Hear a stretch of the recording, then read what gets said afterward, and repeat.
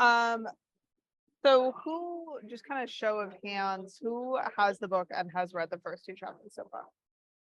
I have. Yes, Taylor, Emma, and Sonia. Yana and Sarah, I can't see. I just read it. Okay, great. I have read it. Yeah. Wow, 100%. Well done, everyone. So kind of first thoughts, did anyone have anything that kind of came to mind? Otherwise, I think we'll just kind of go through. I've got some underlined bits and we'll kind of just go through the book through page 34. But any top line thoughts, observations, questions? I had read it in the past, like, I don't know, 5 months ago or something, but then I kind of skimmed it again before the meeting and I'm glad I did because it refreshed some things in my mind, especially about like using variable treats and stuff like that. Yeah, definitely. Yeah, I've been meaning to read this book for a long time and I'm glad I got it. And I actually think if the timing works out, I'm going to be able to basically work my way through this book. I'll end up a little bit ahead of book club, but Barley needs to learn 2 new odors by late June. What are those? He's learning black bear and bobcat. So we're going to be in kind of mid-Southern California. I know Madison and hopefully Alice are probably going to be beating up with that, but we're doing puma, black bear, and bobcat surveys. And he's already got puma down, but the other 2 are going to be new odors for him. So where did you get your puma samples? They mailed them to me. And do you know, did they take them from the hide or do you know where? Oh, they're just doing scats. We're doing scat. It's a diet Okay. analysis stuff, so it's only scat that they got me. Okay. So yeah, all right. So let's just see where we start out with this book. I didn't really have anything written down in the foreword, which is from Chris Willingham. You know, I think interesting stuff talking about kind of just, you know, how amazing Paul Bunker was, but does anyone have anything that they thought was really interesting from that foreword from Chris?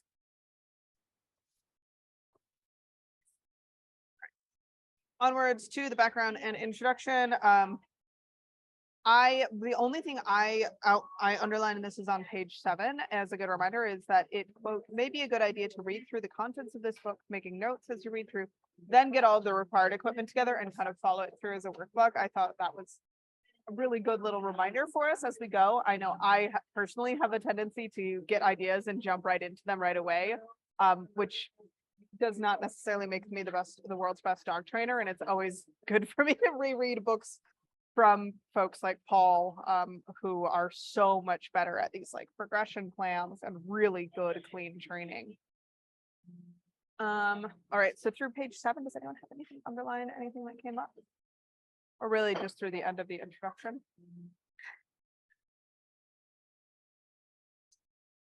So then next up, we've just got terminology.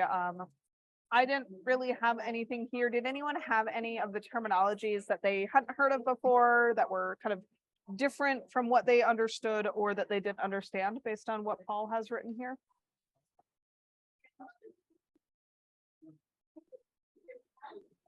No. Oh, yeah, I mean, that is good. I always find it interesting when, you know, Paul tends to break out things. He calls distractions interference, like distractor odors interference, which is something I don't tend to hear a lot of other people using that terminology. So that's always a good reminder for me when I'm listening to Paul. And then one other thing that I've got here is actually right above interferent in imprint. If you talk to someone like Simone Gadbois, who's like really into the psychophysics world, we actually had an interesting exchange between the 3 of us at some point where I said something about imprinting a dog.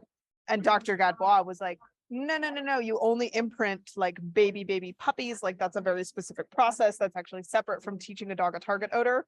And Paul was like, well, I wrote an entire book that uses that terminology. So it kind of depends on what you're reading and where you're getting your information. So just, I think it's always interesting, even as someone who, if you are pretty familiar with all these terminologies, to actually pay attention to these and see what is different or what may shift, because again, you know, I think like you think you know what imprinting means, and then you talk to someone like Gatois, who has a very specific, different definition for imprinting from what we all mean. Yeah, that's why I think it's worth it to go through the glossary, even if you feel like you know what these things mean. I have one, the Yeah. auto recognition test, since I have never done any standardized system certification, anything like this. And when I Google it, I get all kinds of stuff. So is there an organization that would be a good example of what you might encounter with your dog if you need to do an ORT to get a sense? Yeah. So the only ORT I have ever personally done was in the competition nose work sense. Yeah. There aren't really there's not really anyone who does this for conservation dogs in a systemic way. So generally what that would look like, I think, for military working dogs, they'll have this done internally. We're working at Canine Conservationists at coming up with procedures for doing like a whole battery of field readiness exams that will include an ORT. But and I guess actually we do these on the wind farms as well. So I'll have Emma tell us how that's done on the wind farms so that I get to stop talking for a minute. But within nose work, what is basically done is that there will be a row of closed identical boxes. One box has the target odor in it, and I believe actually at the lowest level, all of the other boxes are blank, but in an ideal kind of like the way Paul is describing it, there's actually other distractors or interference in each box as well. So one box might have the Kong in it, another box has the target odor, another box has gloves, another box has dog drool, female dog urine.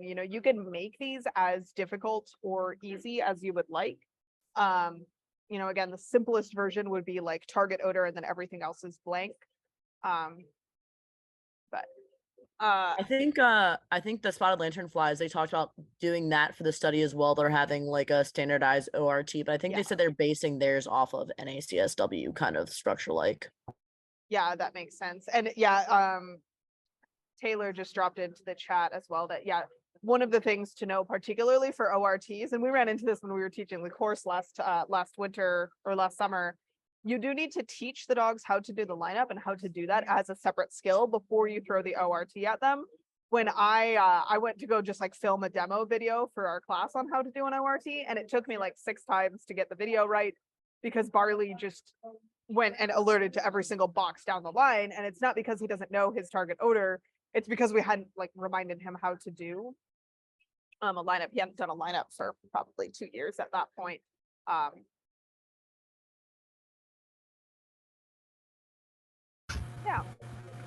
Yeah, and I think so. What we did on the wind farm, it wasn't quite an ORT, but it was a mock trial search. So we had 3 wind turbines that we had to search on our first kind of day pre-work, and they had placed bats out between 0 and 3 bats at each wind turbine.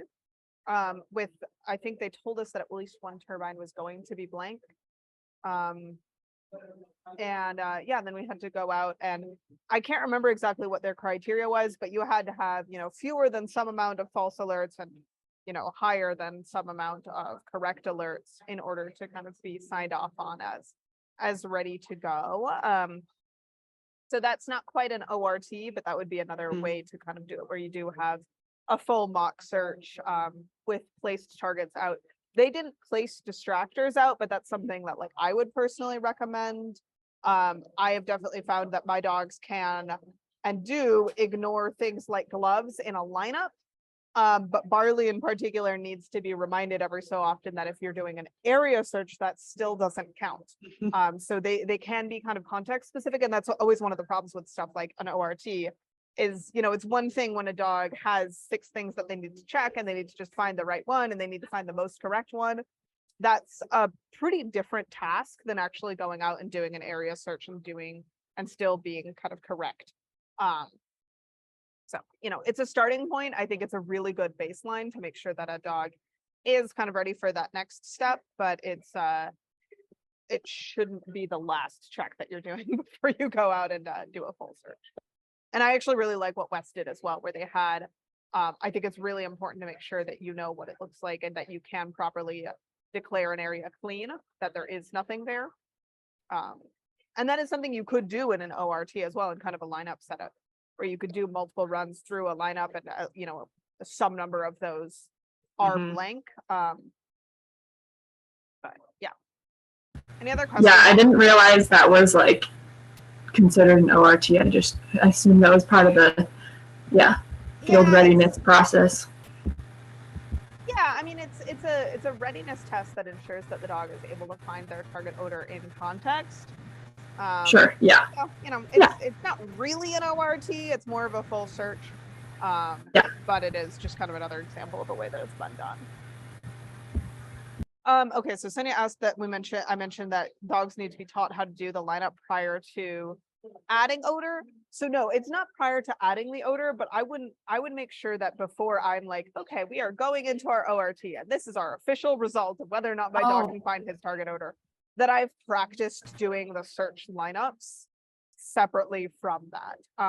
Because what I did when I was trying to film this for our course last year, I was like, Farley's done, 500 live, field finds of the bats. I'm just going to grab a bunch of boxes, throw a bat in one box, throw a dead toad in the other, throw his ball in another, and like, he's got this. I'm just going to run him through the lineup. We'll get the video, bing, bam, boom. We're done with class for this week. And it didn't work out that way at all, because we ended up needing to go back to having all of the boxes empty except for one with the bat. And then layering in the distractions, and it only took maybe 5 minutes and 3 repetitions to get him to a point where he was doing it correctly, but it did take a reminder for him of like how to actually do that lineup. And it he had already known how to do it. The process of teaching a dog from scratch how to do a lineup would take a little bit more time. So Taylor, you've got your hand up. So with my two, they can do a lineup with cones. They can't do a lineup with boxes because when I'm initially training, I use my nice little round cones as like a bowl because they get trained with the bowl method. And so they quasi know, like that's a version of a lineup you could do, I guess I would like to toss out to everybody. Yeah.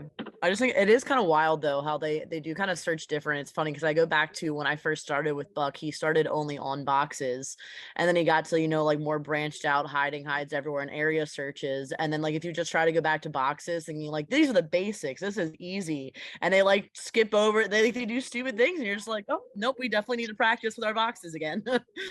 Yeah. And one of the things I did a lot of lineup work with baby Niffler when he was like a cute little fuzzy potato. And what we started with, one of the ways that I think I got this from Lauren Wendt at Working Dogs for Conservation, who probably got it from someone else, but I'm going to credit her with it because she's the one who taught me, is when you're teaching a lineup, you can start with, say you've got 5 boxes, the first several repetitions, you put it in the first box, and then you start putting it in the second box. So they check the first because they just had a bunch of reinforcement history proving in the first, and then it's in the second. And then you might go back and do the first again, and then you move on to the third, and you kind of basically bounce down, teaching them to go through that full lineup by does that make sense? By putting it in the first box and then the second box and then the third box, and then layering it into those before you go and put it in if you always put it in box 6 or start out putting it in box 6, that's a really good way to teach them to skip a bunch. So yeah, and we were talking about this, an hour and a half ago with this idea of teaching dogs to search using the lineups and then expanding the lineups into more of an area search. And again, that's something I'm going to be doing with Niffler.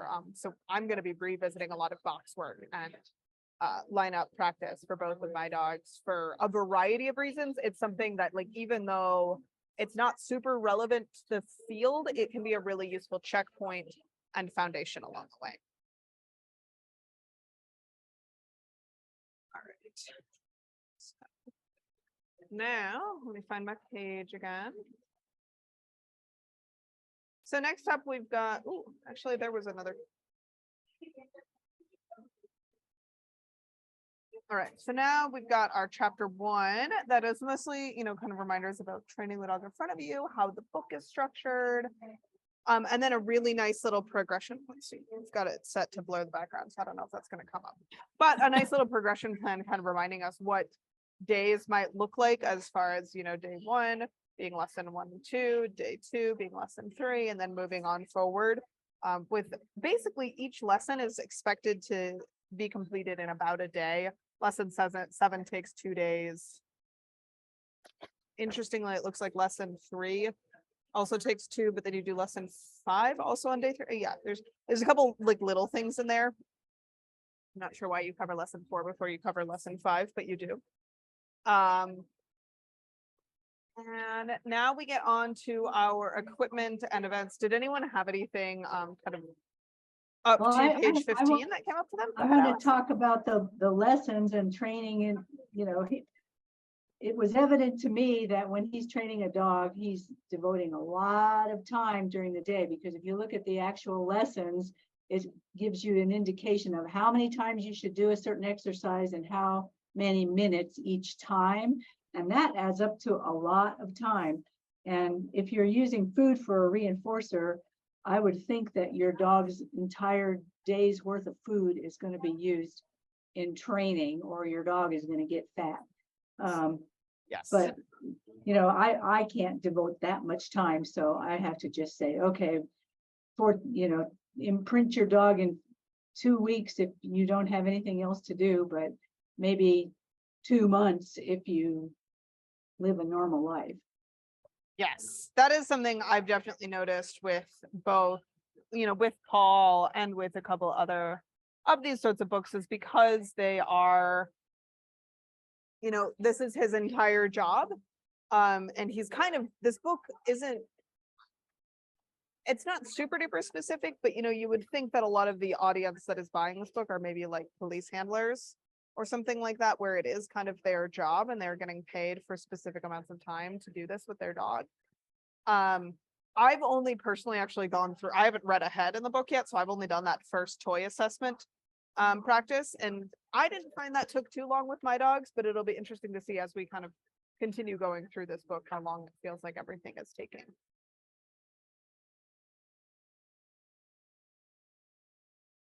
All right, so now we're getting into kind of the overview of how he sets up his training plans with, the event, the equipment required, the location that you're going to need, duration, so how long each session is taking, the goal of the event, the aim of the event, the training objectives that you're hoping to achieve throughout the session, any prerequisites, the actual setup, remarks, so that's where you can put in your notes, and then a quick look so you can scan a QR code and go directly to a demonstration video. Does anyone have any questions about that so far?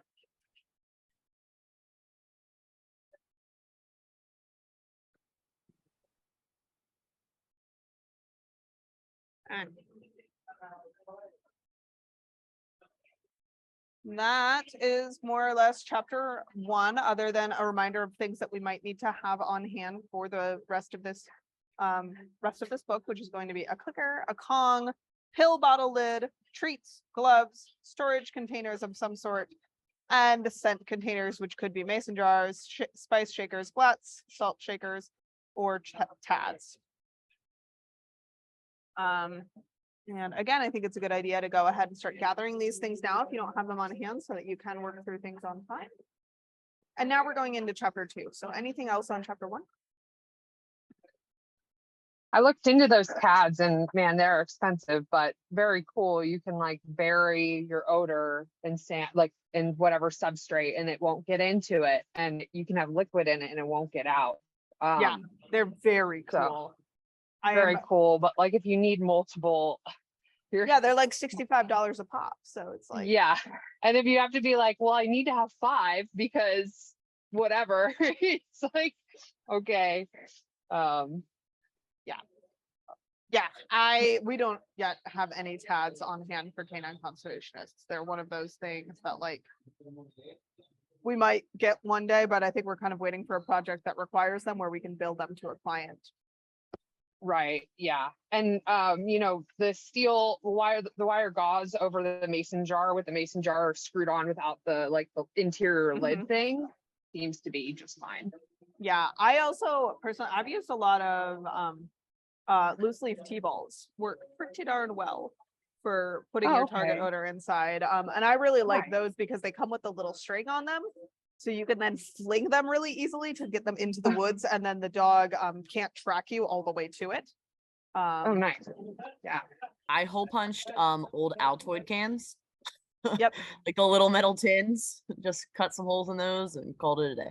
Yeah, you can also get, gosh, what did I like? The key is for a lot of these things, don't search for set work supplies, because then they'll be like Right. magically 5 times the cost. I Yeah. bought, oh, I think they were earring containers. Yep. For like if you were selling, earrings at your Etsy supply store or rings. So it was a bunch of little metal things like this big. I drilled holes in them, and then I could stick a magnet on the inside of it, and then I could I used these a lot when Barley was recovering from TPLO, and we just did a bunch of vehicle searches for him. So I then had like these little magnetized containers, and I want to say it was like 16 or 24 for like $10 or $15 on Amazon. And then I Yeah, could just Amazon throw- has a bunch of those. Yeah, like that sort of thing. Like, I mean, if the money's not an issue, then sure, go ahead and support Psy Canine or whatever with their very fancy things. But like personally, I do a lot of spice shaker cans or things that are made for people who are crafting tend to be a lot more reasonably priced. All right, so now we get into reward selection. So what I really liked as, he really started out with this principle of like, what is a good reward? Because it's not just something that the dog likes. And actually I just skipped ahead because I didn't read where it was. He talks about that later on. But here the principles of accelerated learning are that the reward is of high value, the reward immediately follows the behavior, and that the behavior is consistently reinforced. So just good reminders of, I think a lot of times people like to try to jump to variable reinforcement or intermittent reinforcement too quickly. And what I'm always telling clients is, you don't want to try to switch to intermittent or variable reinforcement until you like the behavior that you already have. So don't try to reduce the reinforcement until you're already getting something that you really like the look of. All right. I did think on Go. page 20. I don't know if we're there yet. Sure, why not? I thought it was just something really important that I guess you didn't really think about is you're always wanting to get like a really like motivational reward, but when they point out, the Malinois that they had became over aroused by the red Kong, it's something that you're like, that is possible, because I've always questioned it. So I trained my dog specifically off of treats, and now he doesn't get the treats all the time unless we're doing training, so he loves them. It's like dehydrated beef lung, absolutely loves it, but he's a German Shepherd and he goes absolutely ball crazy. Like he will hurt himself running after a ball if he sees it because he's just so ball driven, and I've never used the ball as a reward base, and I've considered it, but then I also kind of stopped back and I was like, would he be too excited over it? Because he's a crackhead for the food and it works just fine, but I'm like, would he be too crazy for this ball and just be offering? He tries to offer behaviors kind of like we saw before in order to get a reward, and so I feel like the tennis ball might be a little bit too much for him if I was to try that. Yeah, so when Barley is similar, tore his CCL playing fetch. And what I did with Barley is he did his first several weeks of his nose work class, again, back when he was like 3 years old, just for food.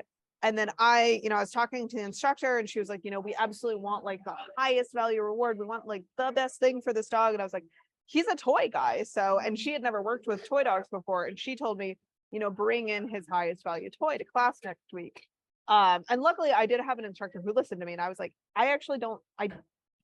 I've tried to train with the toy around and he freezes, he stares, he can't do anything. And still to this day, if I'm holding a toy and I tell him to sit, he's like, I should get video of it one of these days. Like he's so locked in, and you can see him like his back legs like kind of start to buckle, and it takes like 30 seconds for this dog to sit when you're holding a toy.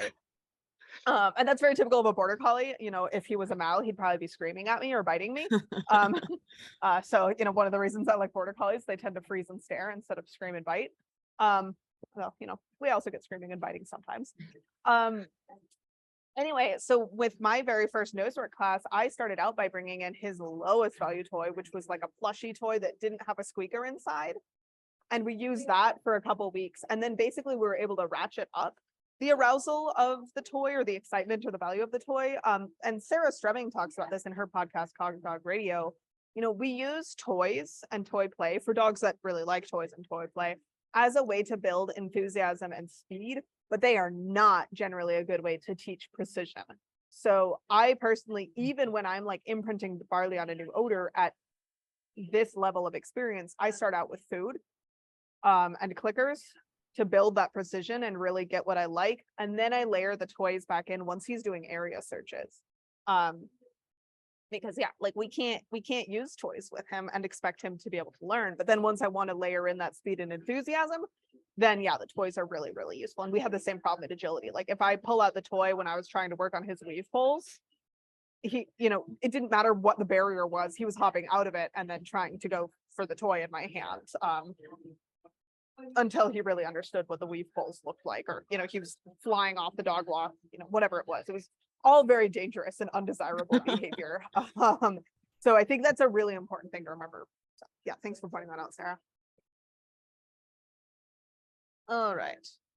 Kepler does that too. So my compromise with him, because frisbees, like you get the plastic solid frisbees out in my house, you get the frisbee bag out, no brain cell, only bark, only chase. So we've compromised. I think it was on I should know her actual name, but her Instagram is Smelly Canine Ellie. Oh, that's Heather. Yeah. Yeah, on Heather's.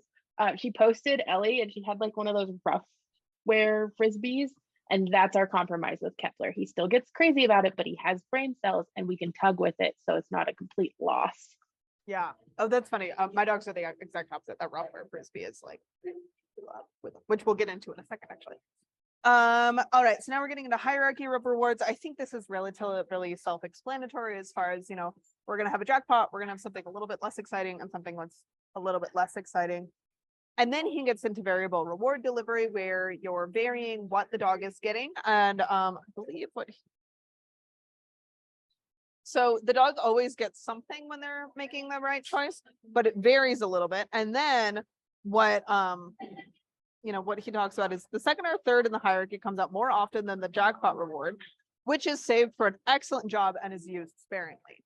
So variable reward doesn't just mean that you're like randomly reaching into your bag and pulling out whatever is on top, but if possible, you're actually trying to, you know, you see that the one job was really excellent, so you're going to pull out the jackpot versus seeing one where it's like, you know, maybe for actually everyone except for Sonia was in our call, you know, an hour ago. So like Alice, when Greta alerted, you know, 1.5 meters, 2 meters back from her target, that could have been a situation if you were already using variable rewards where you could have used praise or petting or food versus then when she had like a perfect alert where she, you know, searched the order, got right up there, was right in, you know, right focused and blah, blah, blah, blah, blah.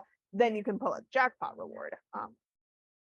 So that's one of the things that's really nice. I personally, and I might be implementing this as I go into this book more, but I personally in the field only carry 2 identical toys. I don't carry a wide variety of toys with me. I generally have food on me as well. And generally I use food for non-search related behaviors and then only pull out toys for either full proper alerts or if I have, like for Niffler, a really excellent recall off of cattle or something like that. He gets toys for that as well. So I might be changing that now. But also, you know, you only have so much room in your training bag, and especially when you're actually doing field work, you know, your toys don't do you much good if they're in your backpack on your back in a lot of cases. I have a backpack on my back if I'm doing anything other than wind farm work, where I'm going to be more than like, you know, in the wind farm, you're only like maybe 5 to 8 minutes away from your vehicle at any given point. And that's where, you know, I keep everything that I need for the field work. And then I just have like a front fanny pack that can fit 2 toys in it, maybe 3, depending on the size. Side note, I don't know what you use, but I just got the Sidekick. It's like a fanny pack from Rough Mutt. And it's nice because it has a little net mesh, like quote unquote water bottle holder that can go into the pack. But it can also conveniently fit like tennis balls and stuff in it. So it kind of folds out, something to consider if anyone was looking. And then like a front phone pouch, a middle one for treats that has a removable liner that you can actually take out and wash. Nice. That's awesome. But that Can you drop mesh a one, link the for that dogs one would be able to see the reward. Yeah. Yeah, that's the only thing. But you could also probably put it in the larger center pouch too if you wanted. And did it Can that you way. drop a link for that into the Yeah, I'll chat find it. here? Yeah, absolutely. Yeah, and I just use a Kavu fanny pack. I'm thinking of switching over to an Osprey because there are some Ospreys that actually have like little suspenders on them. So because I noticed particularly during wind farm season when I'm like out in the field for like 10 hours a day, 4 days a week for 3 months at a time, I start having a little bit of like back discomfort, particularly because in the wind farm I don't have the backpack on as well to like counterbalance, I think. So just stuff to think about as far as comfort there. But anyway, point being, I think it's really good to have these reward selections in place, and then the pragmatism of whether or not you're actually going to be carrying all of your rewards with you at all times in all training sessions. You know, it depends on what you're doing, what your pack situation is like, and what your dog has chosen as their appropriate rewards. When I trained the Malinois that I worked with at Working Dogs for Conservation, his main reward was an orange or a yellow swooshy ball that was like this big, and he needed two because the only way you could get him to out was if you played a game switch for a while, and then eventually you were able to get rid of both balls at the same time, but it was like a whole process to get him to properly out. So you needed two identical toys. I couldn't have like a whole hierarchy of reward with him because I just didn't have space.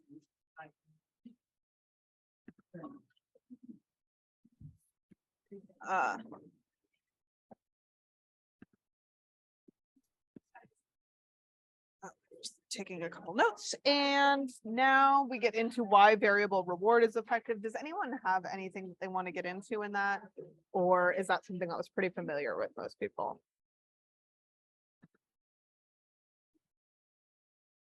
It's fine. Okay.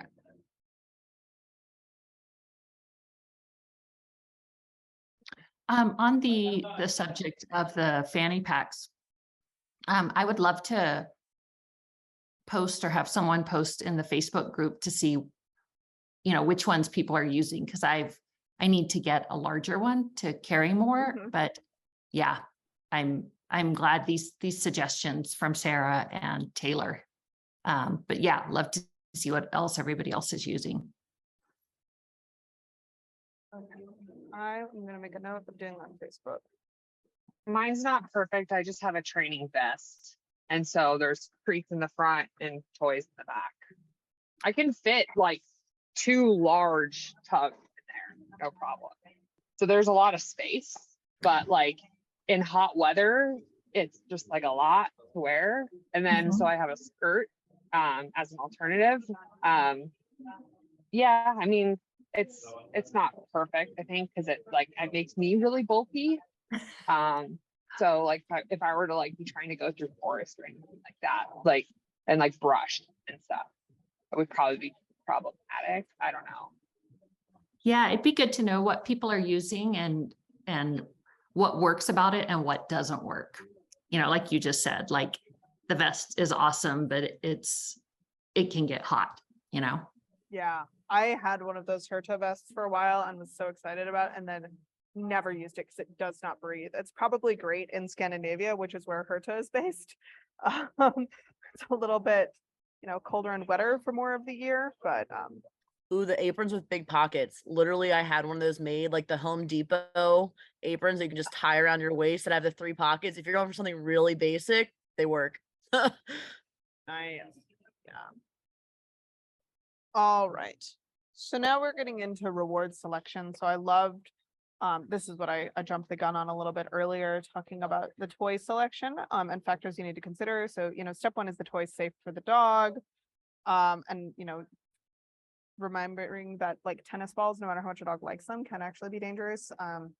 If you've got a dog that's going to crush it and then potentially swallow it.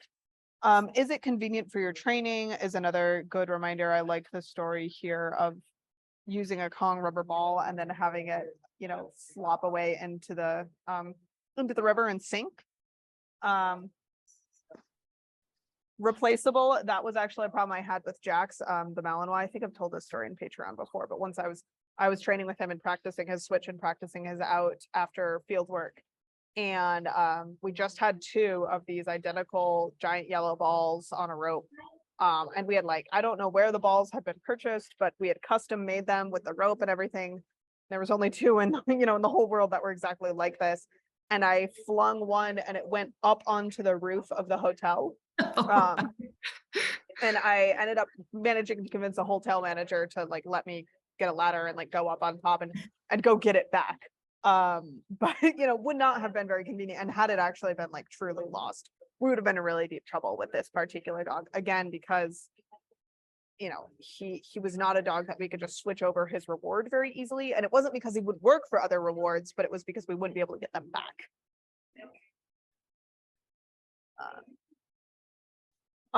Is it affordable? I think that's a really good reminder. I just bought a bunch of very fun new toys on Clean Run, but some of those toys are like $25 a pop. If you're looking at some of the like real bunny fur, squeaky tug, blah, blah, blah, sorts of things, they get very expensive very quickly. And if your dog is prone to destroying or you are prone to losing toys, $25 every week or month or whatever still adds up pretty quickly. Again, especially if you've got a dog who won't readily switch over to something else. And then I love that he also included, whether or not you enjoy the reward or whether or not you find the reward is safe for you to use. I know in the past I've worked with folks who maybe their dog really loves a specific tug toy or really loves to tug, and for whatever reason, based on the size of the dog or the dog's intensity or injuries from the handler or anything like that, that's just not a really reasonable option for the entire team to use as their reinforcement.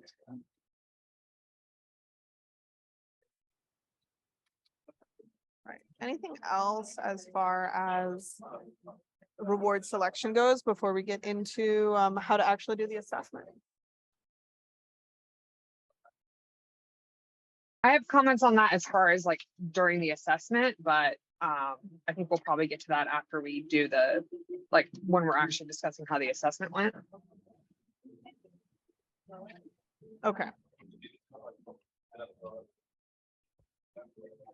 Yeah, we'll get to that in a second. So now we get into our reward assessment.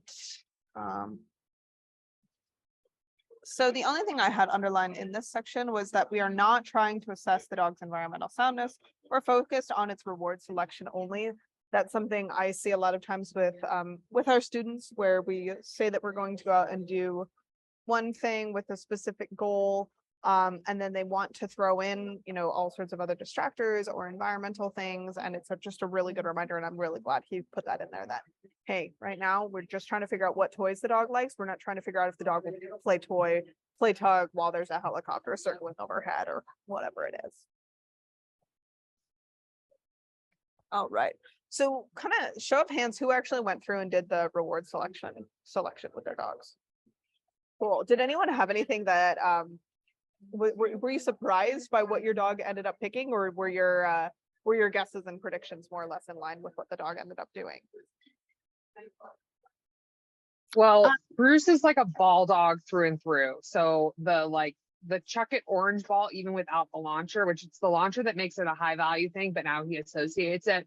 That was the highest value. And then a red squeaky ball, and then the Chuck It ball on a string. Those were the highest value, but it's like we almost always play with his tug because it's easier for me in environments and also to temper his excitement. But he's still like plenty excited about it. So that one didn't even rank in the top 3. It was like the 4th, but I'm like, that's not going to tone him down. So I'm almost like, that needs to be almost like number 2. And then I need to get rid of, only choose like one of those balls and then like find an actual number 3, because those are just, they're too similar. Like I would have to throw a ball, and that's not always going to be environmentally safe. I love that point that, yeah, if your dog's top choices were all really similar, you could almost say it sounds like, Bruce is a ball guy. So even though he chose 3 different balls and had a preference along the balls, they're all balls. So yeah, it'd be really interesting if you could go through again and you only have one ball on the table, a frisbee, and then, maybe a couple different types of tugs or other more like stationary tuggy things. And I actually had similar. No, actually I didn't. I was expecting that with barley and I didn't, which was really, really interesting. I think the main issue for me there is that the tug is not going to actually tone him down. Like that's not going to be like a level 3 like reward that's actually going to allow him to decompress. He's still going to be plenty ramped about it. Yeah, exactly. And I think that's a really good point. As we were touching on earlier, I think it's the highest level of reward does not necessarily mean that it's actually the most desirable for training.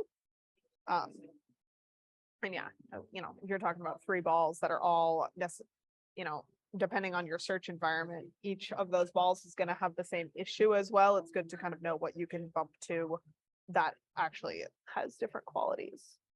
Emma and Sonia, I saw you both also did it. Did either of you have anything surprising that came up, or? Nothing really that surprising to me. Jasper, like, he really likes toys, but there's no toy that's gonna really like send him over the top like that. But I was curious to just see like what he thought about all of them. And so the top 3 toys that he did choose are toys that we play with the most frequently because I've noticed he likes them the most. So I'm curious to see, like, to understand if like that actually impacted his choice or not. So in the future, I want to do this again and kind of test the other toys that we use less frequently and see what he does with them too.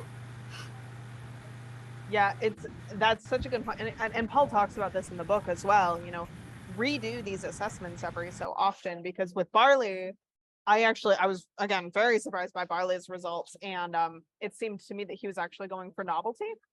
And he was going for these clean run toys that I had picked up for Niffler, that he is not generally allowed to play with. And it'll be interesting to see if I start introducing those into training and then redo this assessment in a month, if he sticks with those or not. And one thing I found interesting when we were doing this, so Barley, I would have fully expected him to be a ball on rope guy, or maybe frisbee. Like that's what I thought. And we have one little bunny fur tug that's it's like one of those pouch toys that you can shove food in. It's also got a squeaker. That was his first. He picked that 2 out of 3. Then next he picked his frisbee for his second level, which was kind of what I expected. And then for his third, he picked we have a sheep wool bungee tug that's like a big bunch of sheep wool, and then it's got bungees on either side and then handles on either side, so it's a really good like and bite toy. And I was wondering, I was really surprised how preferential he was to the animal fur toys. And I'm wondering if part of that is because of how the setup actually, you're putting them all out and the dog is just selecting from stationary toys. It seems like that may potentially bias you towards, if you've got something that smells like animal fur, that's going to probably be inherently more interesting than other toys. And I'm excited to now actually try to train with these toys, because I've never used these for him, because balls are kind of what I'm used to using and what I've always had with me. And I think, Madison, you were hinting at this as well. I think if you've got a dog who's already, between 98 and 100% excited about 7 different toys, I'm not really sure necessarily, like, I don't actually know if there's a big enough difference between the bunny tug, the frisbee, the sheep tug, and the balls to actually really make that like a clear gradient. I suspect for Barley that I would actually need to be going from fetch versus tug versus food, and actually focusing more on the delivery method than the toy itself in order to get like a clear gradient. And that would be a little bit harder to test out, because it's much harder to test preference for delivery method than it is to test preference for the toy itself, because I guess I could have someone else and we could both give the reinforcement cue at the same time and see which one he goes for, and then switch back and forth between the people enough times that we could get a statistical difference to make sure that it's not just that he prefers playing with me versus Danny or something. But like, God, I don't know if I want to go through that. And I don't know if it matters. Also, speaking to the delivery method, like you can make food have a higher value with the delivery method too. I Yeah. think we forget about that. Sometimes we always think about toys having the delivery method that can vary, but like, you know, you could throw the food to their mouth, you could throw it to case. There's just like, there's a lot of options that I think sometimes we don't capitalize on. And that's really where, like, I think that hierarchy of rewards is going to come in for me, of where it's like, is it a toy or is it like a piece of food that we made exciting? Yeah. Well, and like I know for Barley, sometimes what like at the end of a search, I will give him a toy at the end of, at the end of like a blank search in particular. And I kind of hand him the toy and do like a little light baby tug and then let him carry it back. Versus a whole like when we're throwing it, we're cheering and like I'm gonna throw it as many times as not as many times as we want because we never go on to our next target, but a lot of variability there. And then one other thing that I found really interesting, so for Niffler, his first was Frisbee, his second was the fur bungee tug, which I did not expect. I thought he was going to be the other way around. And then his third, he picked a different toy for each repetition on his third. So his third was just a question mark. It was his orange ball, the bunny squeak. And then he had on the third one, I think he got a little bit Niffler. So this is also really interesting about this particular method. Niffler is not the hugest toy dog. He doesn't really care about possessing toys. He's very motion activated. So I think for Niffler, he actually found it really punishing to get a toy and then have me not play with it and then put him away and then tell him to go out and get the toy again. By the 9th repetition, he went out and he stood in the middle of the 3 toys and kind of like mouthed one, then mouthed the other, then mouthed one, then the other, and then just went off and sniffed. Like he found the entire setup kind of frustrating and like aversive, frankly, where he was like, we had that too. Yeah. You're not playing with me. You're telling me to go out and find this thing. And like, I don't like Barley didn't mind. And Niffler really, really did that. It was like, he was functionally getting punished for choosing a toy because he wasn't getting to play with it. Possession is not a big thing for him. And then I was putting him away and asking him to come back out again. It was just like, I don't know. I think I would do it differently with Niffler if I was like designing the whole thing. I wanted to follow Paul's procedure here, and he talks about that in the introduction, where it's like, you're almost never going to follow this book to a T, and he almost never has. This is just kind of a broad strokes, but a good reminder that not going to work for every dog. All right, anyone else? Sorry. I did it many months ago when I first got my rescue, and it was a little hard to tell because he was just like toys and just went for all of them and would pick up one and then, drop it and grab the other. But my notes here say that his first preference was the squeaky Kong ball, and then a squeaky kind of like snake tug of war. And then I think the other toy was like a Kong tug toy, but it was definitely the squeaky ones first and then the ball, but only a squeaky ball. Other balls he picks up, and if they don't squeak, he's like, yeah, screw that. Not interested. Oh, that's funny. Yeah. And that I think is actually more or less what I got with Barley. Like once he picked up one of the balls and realized that it squeaked, this is the one.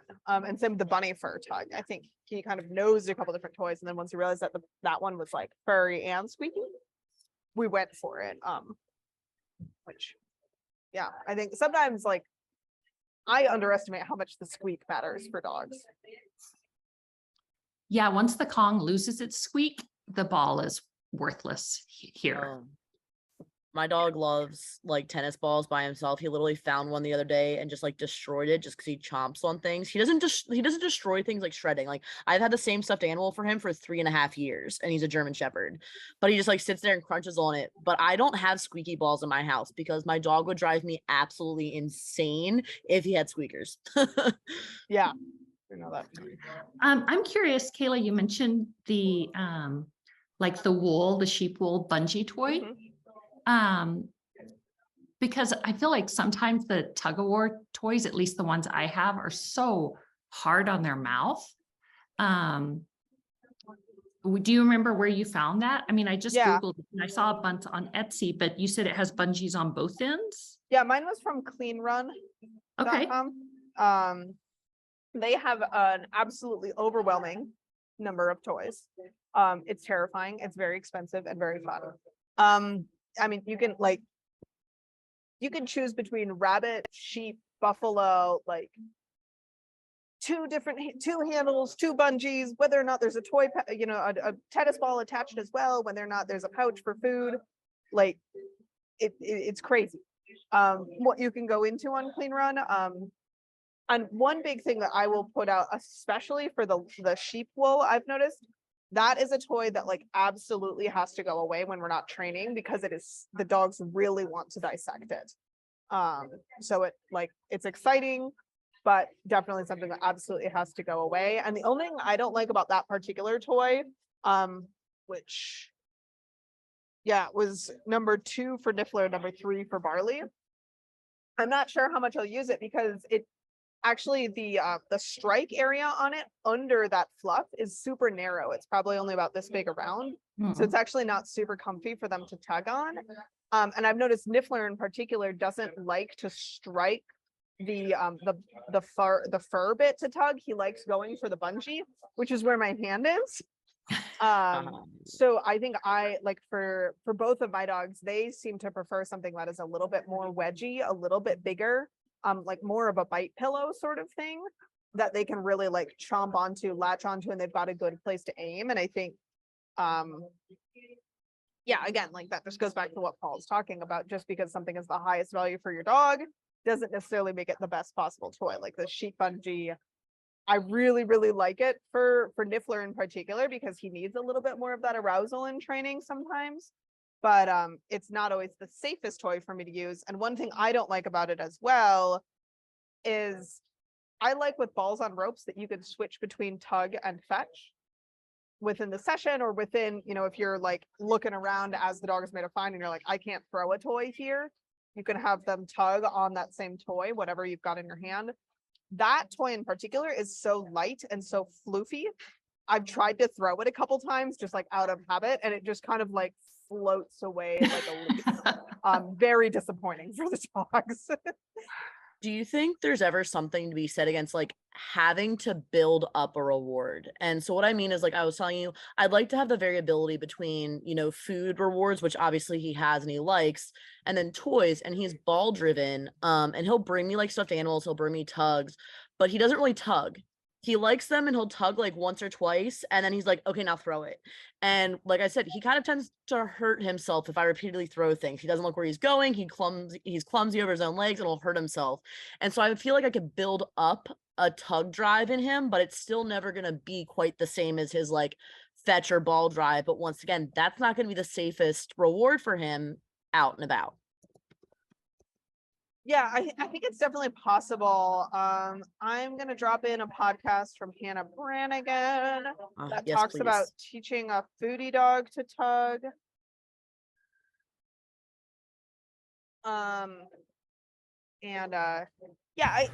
think it's definitely possible. Like Niffler, I've noticed, prefers tugging with Barley than he likes to tug with me. Part of that is I think Yes. Barley can't throw things, so throwing isn't on the table when he's playing with Barley. But I've also been like personally trying really hard to pay really close attention to how they play together, and then like trying to mimic how Barley tugs with Niffler when I tug with Niffler. And I've spent a lot more time and focus like just playing tug with Niffler outside of training, and building that up as something that's really fun before I introduce like rules or expectations or behaviors to it.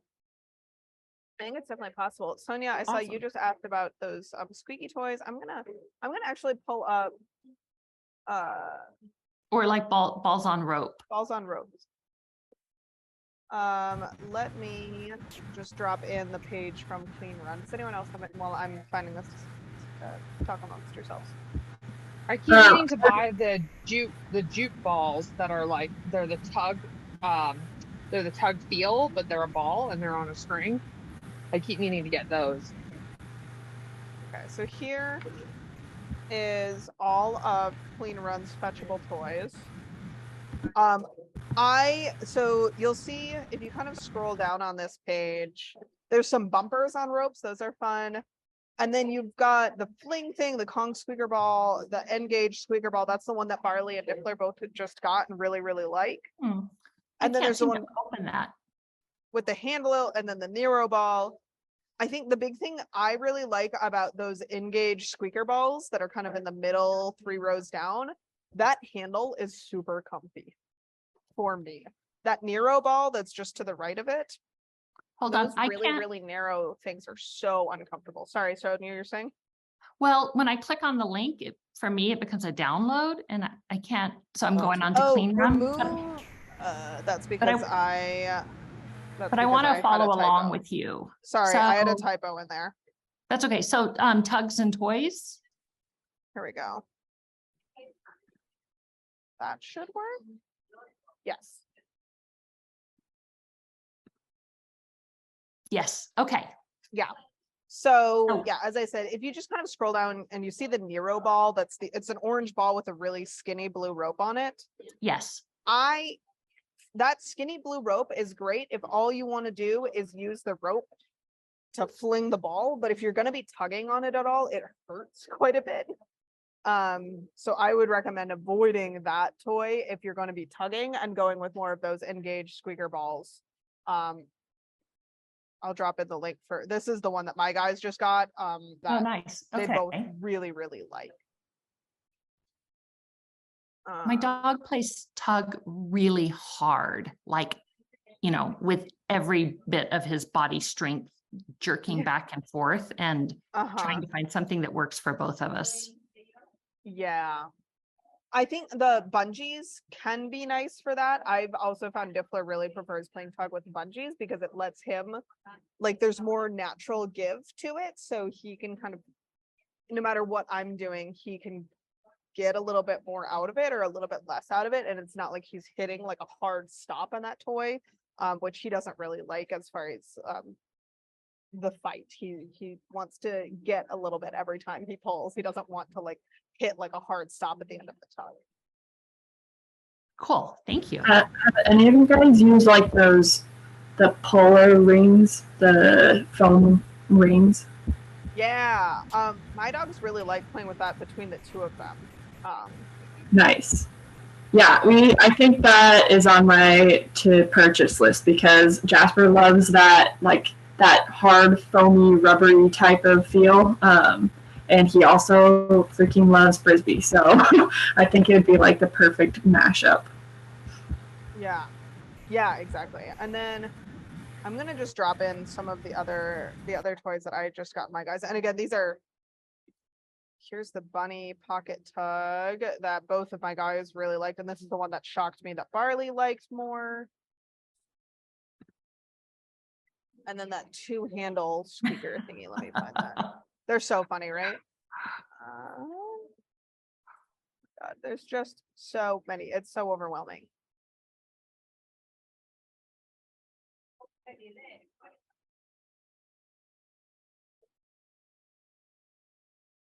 And what I did was when I was kind of going through to buy toys is I just let myself open a bunch of tabs of a bunch of different toys and then kind of started weeding out toys that were really similar because it turns out I picked like, 5 or 6 toys that were all very similar.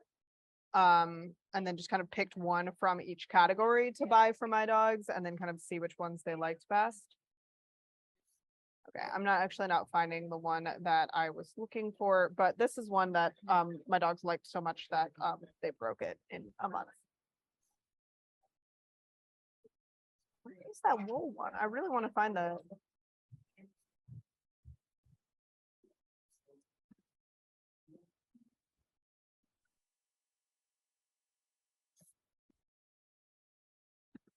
Yeah, I like the idea of like the wool tug toys. Yeah. There's something about like the polar fleece. Either the rope stuff is so hard, and then the polar fleece, my dogs bite it, and there's something about it that they'll tug with it, but you can tell it's not their favorite in terms of like the feel in their mouth. Yeah. All right, I'm not finding the one that I maybe it's been discontinued. My prized lamb or lamb wool thing. All right, did anyone, we're getting a little low. Oh yeah, we've already gone over. Did anyone have anything to say similarly on treats? And then we're done with the chapter. It was hard for me to tell with treats because my dogs just want to just eat everything and they'll just start with whatever's closest. Yeah. So, and then I think I did it in the hand, but it was just kind of like, I don't care, just open your hand, like whichever one, doesn't matter.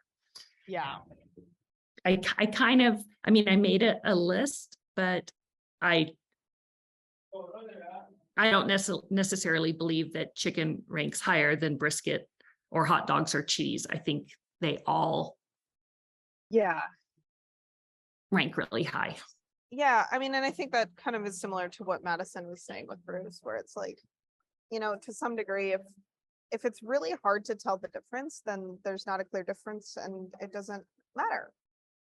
But clearly all of those meats and cheeses ranked higher than like freeze-dried raw food or dried beef lung or commercial treats.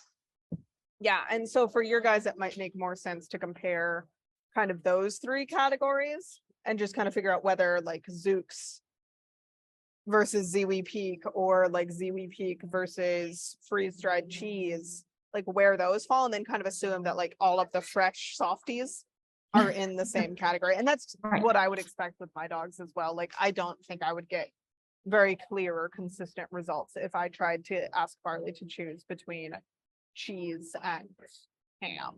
Although I might get different results. This is a fun one that I've noticed a couple times here down in Latin America.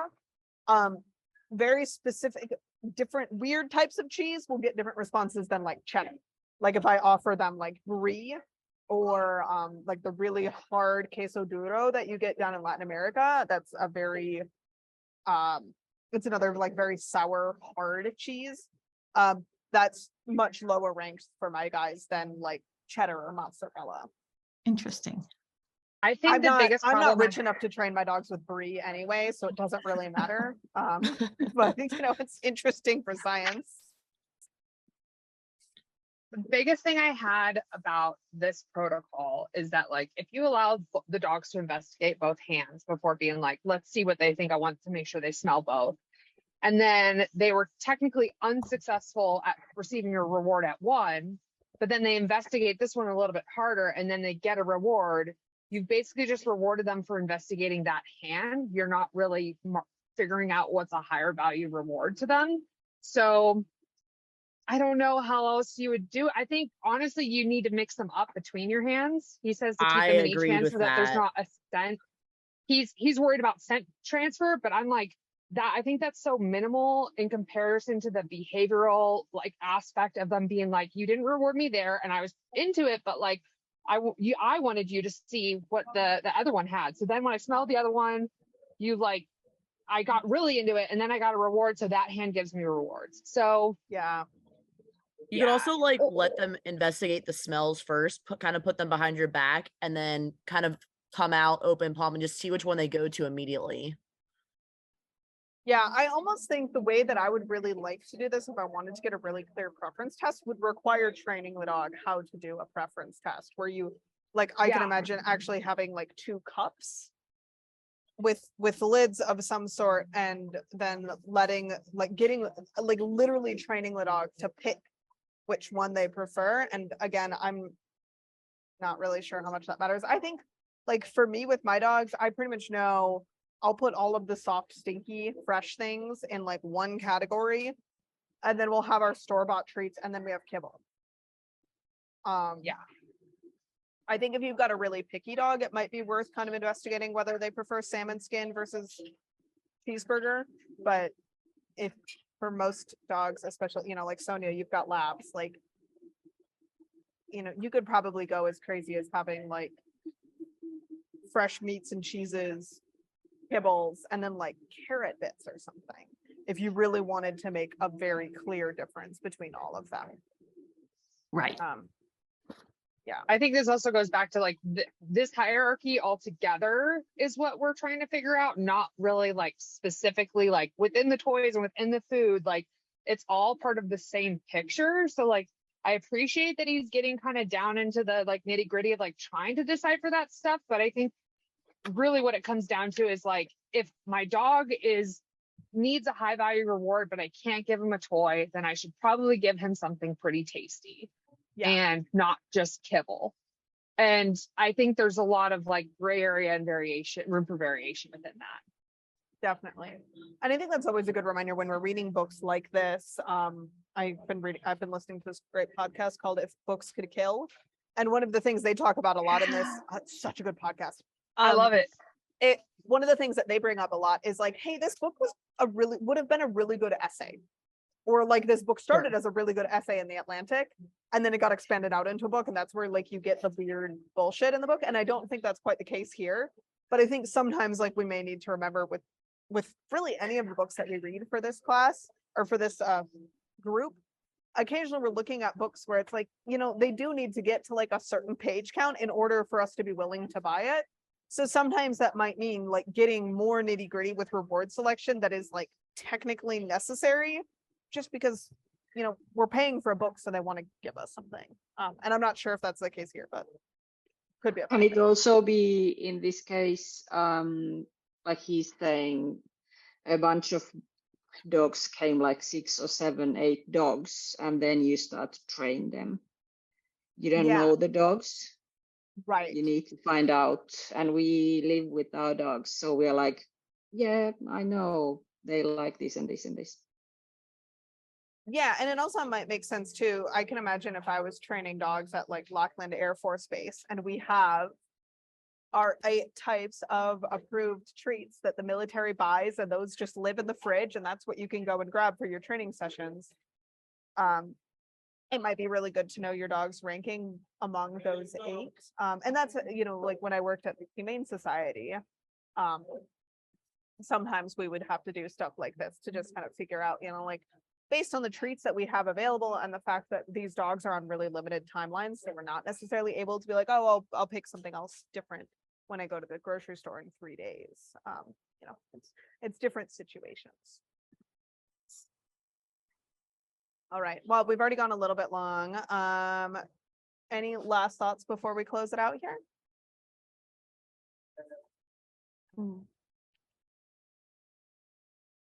Hey. Well then, I think we'll wrap it up here. Taylor, I know I'll see you in a couple hours. Everyone else, we will either see you for the PM call if you care to join again, or we'll see you guys next month. Did you, for the privates, is that been posted, or do I just go on to You Can Book Me? Yeah, just go on to You Can Book Me. I thought I posted it already, but I think Emma is the only one who has gotten into it. So I should, I think I had messaged you all privately on Patreon, but.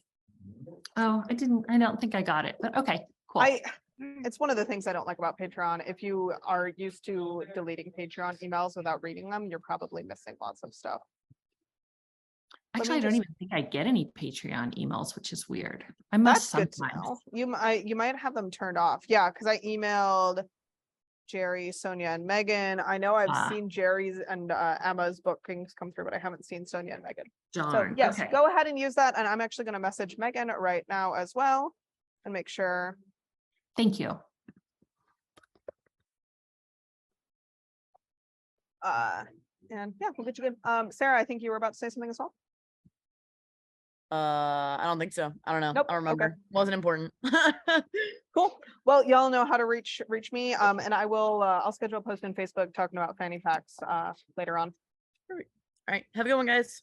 Oh, Bye, everyone. thanks, guys. Thanks, everybody. Bye. Bye.